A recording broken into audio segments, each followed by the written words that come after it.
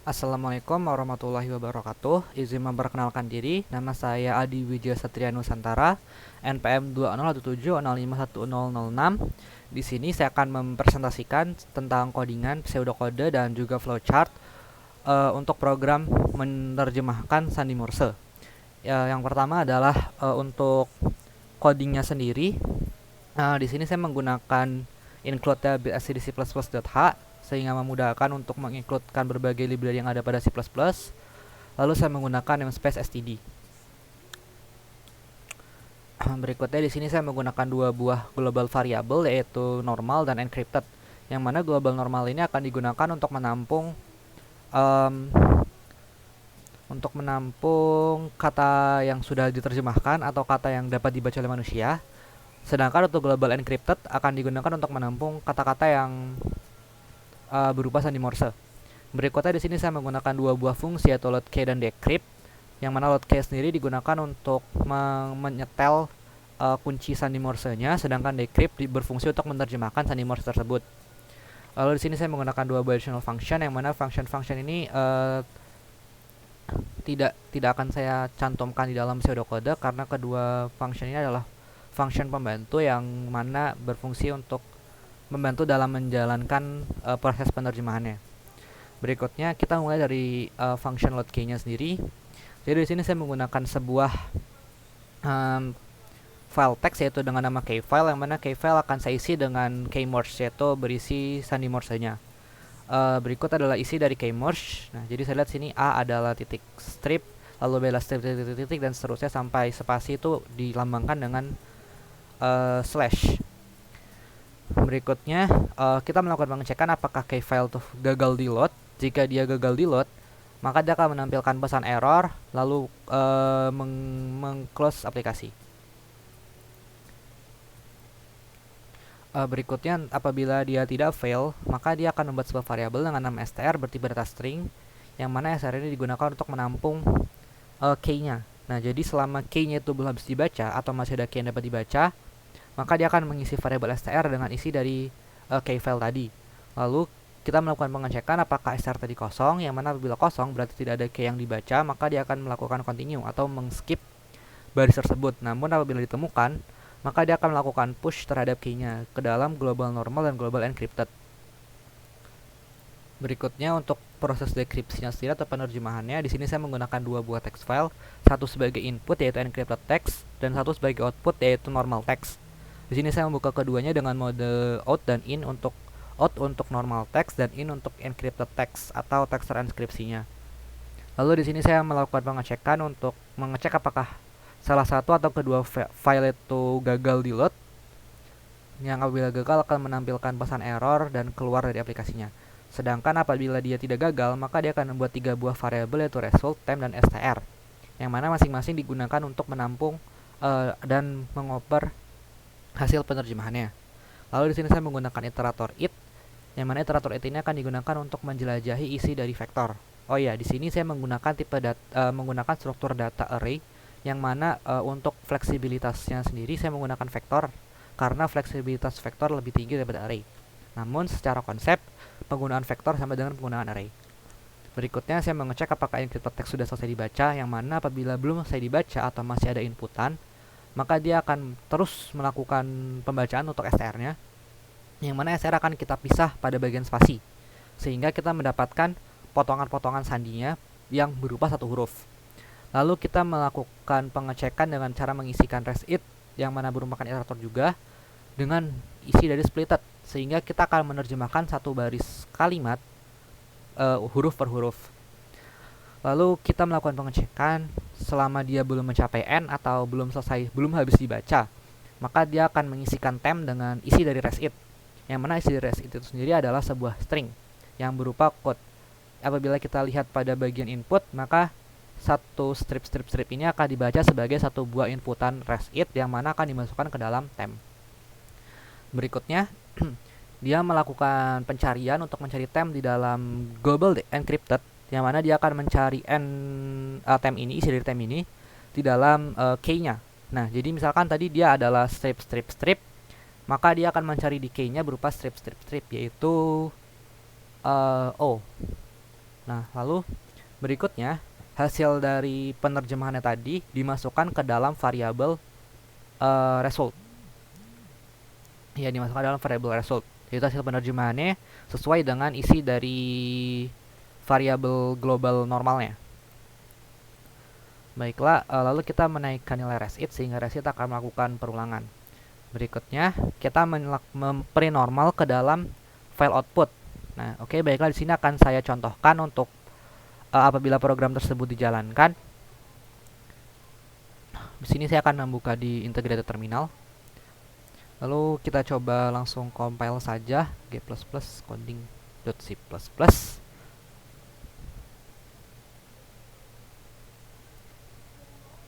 Baiklah, sepertinya agak terjadi lag.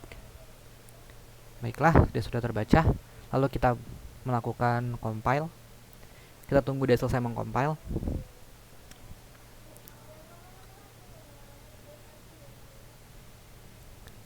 Baiklah, saya di-compile. Sebelum kita run, kita lihat dulu di sini sudah ada 3 baris inputan ya, yang mana 3 baris inputan ini akan kita coba untuk terjemahkan menggunakan program tersebut. Sekarang kita jalankan programnya. Mohon maaf. Di sini.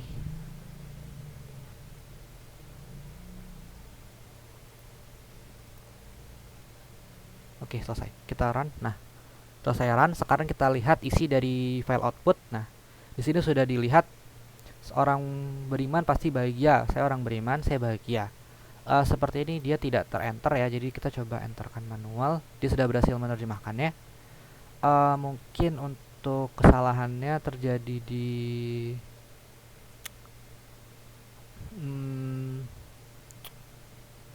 sini. Dia tidak terbaca end line-nya. Mungkin nanti bisa kita coba untuk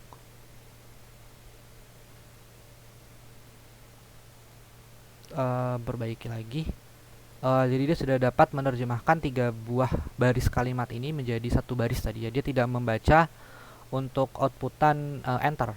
Jadi apabila kita masukkan satu persatu, maka dia akan membaca orang beriman pasti bahagia saja.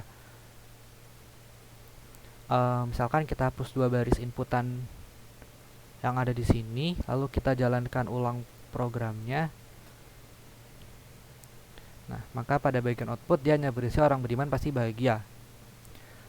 Berikutnya saya akan menjelaskan untuk pseudocode-nya. Oke, baiklah, untuk pseudocode-nya itu tidak jauh berbeda ya, tapi saya hanya menjelaskan untuk load key dan decrypt di sini. Jadi load key ini berupa prosedur dan juga decrypt berupa prosedur. Untuk load key-nya sendiri ini mungkin akan lebih jelas apabila dijelaskan menggunakan flowchart-nya. Jadi saya akan menunjukkan flowchart-nya saja. Untuk flowchart-nya sendiri dia untuk di dalam load key dia pertama akan membaca atau membuat variabel dengan nama keyfile, yang mana variabel keyfile ini akan dilakukan untuk membuka key-nya atau kunci sandinya.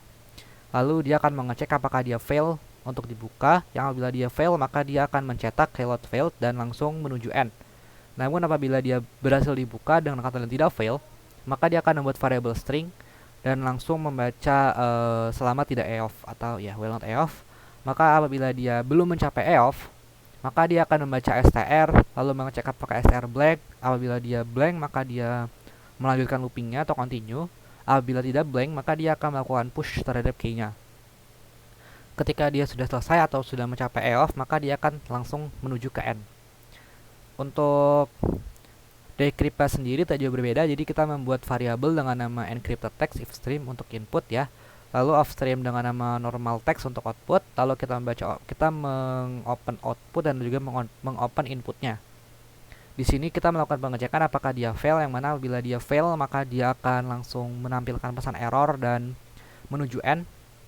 Apabila tidak fail, dia akan membuat 3 buah variabel result, str dan juga iterator it, yang mana dia akan membaca selama belum EOF. Ini while not EOF ya.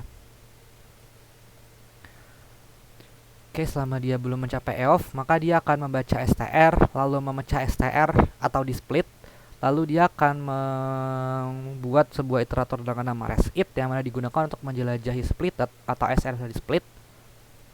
Lalu selama dia belum mencapai end, maka dia akan terus melakukan perulangan untuk mengasing atau memberikan nilai terhadap temp dari resIt yang mana akan digunakan untuk melakukan find dan kita pushkan resultnya ke dalam variabel penampung, yang mana di sini tadi digunakan array. Lalu apabila dia sudah selesai melakukan looping, maka dia akan melakukan print untuk result dan langsung tiba ke end. Untuk pada mainnya sendiri itu hanya ada 2 buah step, yaitu melakukan load key dan melakukan decrypt. Baiklah, untuk kembali ke pseudocode-nya. Jadi di sini kita melakukan 2 buah deklarasi, yaitu key file dengan tipe file dan str dengan tipe string. Lalu kita melakukan open terhadap key, lalu kita mengecek apakah dia fail. Apabila dia fail, maka kita akan mencetak pesan error dan melakukan exit, yang mana akan langsung menuju end. Apabila tidak error, maka dia akan melakukan perulangan selama belum EOF, lalu membaca str dan mengecek dia blank atau tidak, melakukan push terhadap key-nya, dan selesai. Maka dia akan lanjut ke dalam bagian decrypt. Untuk decrypt sendiri lumayan banyak untuk deklarasinya. Yang pertama ada encrypted text tipe file, normal text tipe file, result tipe string, temp tipe string, str tipe string, iterator atau it tipenya iterator, res it tipenya iterator. Lalu kita melakukan open terhadap output dan input, lalu kita mengecek fail atau tidak, seperti pada load key tadi ya. Lalu apabila dia tidak fail, maka dia akan melakukan perulangan ya, untuk mengecek selama dia belum mencapai EOF. Maka dia akan membaca str selama dia masih belum mencapai end dari str yang dipecah tadi, atau masih ada yang dapat diterjemahkan. Maka dia akan melakukan assignment dari res it ke dalam temp, lalu melakukan pencarian terhadap temp pada kuncinya, dan melakukan push terhadap resultnya. Lalu setelah selesai melakukan looping, maka dia akan mencetak hasilnya di dalam output tadi. Lalu untuk pada bagian mainnya sendiri itu dia algoritma menerjemahkan sandi Morse. Deklarasinya adalah prosedur decrypt dan prosedur load key, yang mana untuk langkah-langkahnya hanya melakukan load key dan melakukan decrypt.